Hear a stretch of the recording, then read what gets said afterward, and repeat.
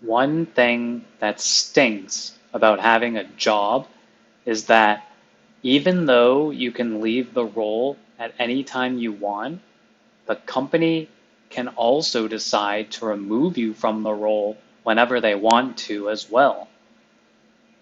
This concept is known as at-will employment, which is aptly named given that places with these laws basically allow both the employer and the employee to terminate the relationship at any time. And I am aware that this does not apply to every country in the world or every type of situation, but for the purposes of this video, most places have these employment practices.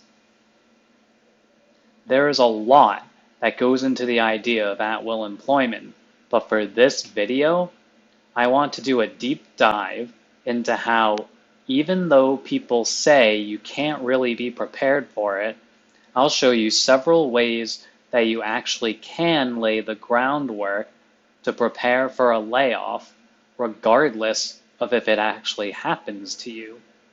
Many videos touch upon how to financially prepare for a layoff, and I'll expand on that a little bit later. But the way I want to start is something you can do right away when starting a new job. So what can you do right when starting a job to help protect you against a layoff? In the interview process, one key question I always ask before I get to the offer stage is how my role fits into the business and how it plays into the finances of the business. Why exactly do I ask this? Well, basically, there are some roles that are core to the main goals of the business. These core roles are far less likely to suffer from mass layoffs than maybe a role that is more experimental or is really new and unclear if and how the company benefits from it. In an economy where layoffs happen often, it is definitely better to be working in a core area of the business than on something experimental. That is not to say that you should never work on experimental projects, but if your goal is purely to protect against a layoff, this is a real issue you need to consider. This next item is one that hits hard for me because I've been laid off myself, and even though I can't prove it, I think this played a role in why it happened to me when it did. If you are on a team, you generally want to show the team often that you're doing great work as well as having intelligent things to say in meetings. You don't need to dominate every conversation all the time, but you need to be talkative enough to remind people often that you're an asset to the team. One of the worst things to do as someone on a team is to just go quiet and never talk unless you absolutely have to. It's true when they say out of sight, out of mind.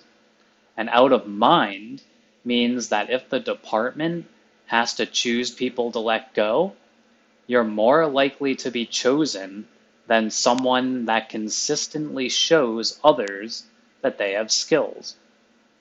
This next one I've seen mentioned in passing in other places, but not talked about deeply enough. My advice here is anything on your work computer that you can legally store a copy of elsewhere, store it elsewhere. The reason I say this is that when you get laid off, you can't access your work computer anymore, and therefore everything that you only have on there will be gone. Some suggestions I have of what things from your work computer to store elsewhere as well is your performance appraisals, any emails or other messages praising your work. Also, if at all possible, try to have some contact information of your colleagues that you like, because again, once your work computer is gone, you lose your Slack and Teams chats forever. Another good reason to have some colleagues' contact information is so that you can potentially ask them for a professional recommendation for a new role.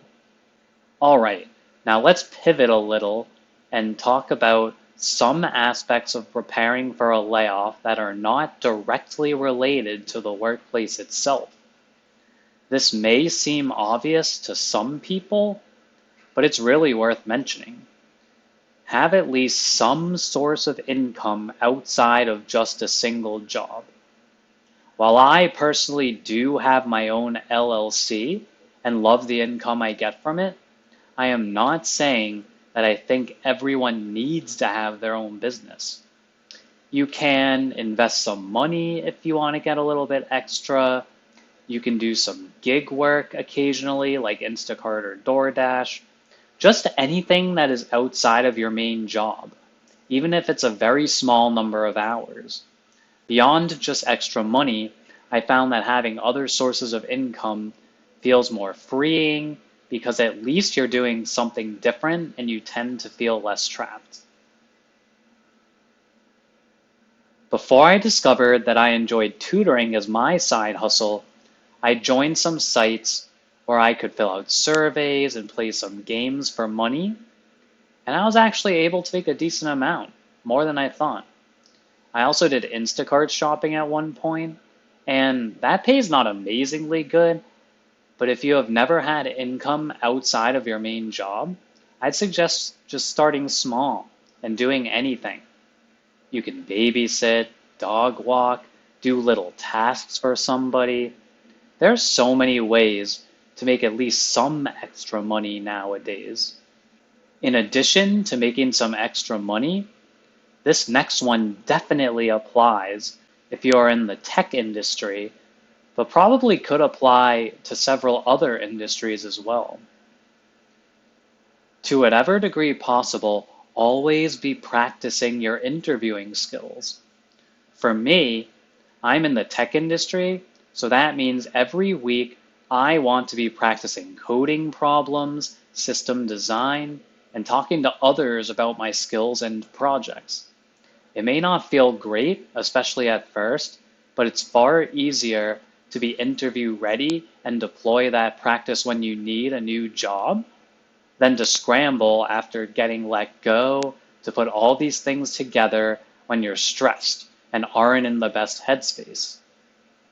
I am not perfect about keeping up this practice, but what works for me is committing to 15 minutes per day of some interviewing skills related activity, and if I can do more than that, great. If not, also great.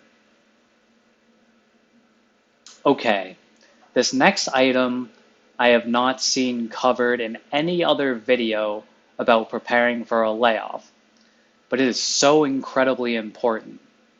I cannot overstate how much it matters.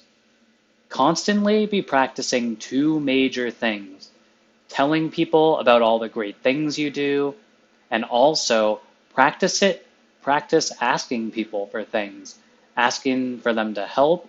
No matter how good you are at your job, if you are laid off, it is a guarantee that you'll need to ask at least someone for help, more likely multiple people. But the reason I'm making a whole section about this is that I've seen so many people have this happen to them and then be afraid to ask others for anything. You can't be afraid. You need those leads for new roles. Plus, people want to help, but they won't know how to help you if you don't ask them. I promised that I would dive a little bit into financial preparation, so I'll talk briefly about the most important way financially to prepare for a layoff besides having other sources of income. That is this: no matter how much or how little income you are getting, take some portion of it, of what you earn every pay period, and put into a high yield savings account. The more the better, but even $10 is better than nothing. Even with little contributions, several of them grow massively over time. even if it seems small now. Most high yield savings accounts give you about 1 to 2% in interest of your contributions per year.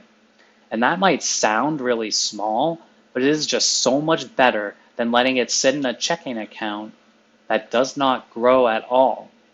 Notice that in this financial section, I did not include anything about cutting expenses. Cutting expenses is not a bad thing, but I found that a lot of suggested ways to do so are unrealistic for most people. If you might only be out of a job for a short time, it doesn't make sense to downsize your home or drastic measures like that. Realistically, maybe look at some subscriptions you no longer need, but otherwise, I recommend focusing more on increasing income than on decreasing expenses. All right, well, there are some more ways that I could probably think of to prepare for a layoff, but these are the most important ones for now. If you can think of any other ways you want to mention, please leave a comment below. And if you like this kind of content, please subscribe. Thank you and see you next time.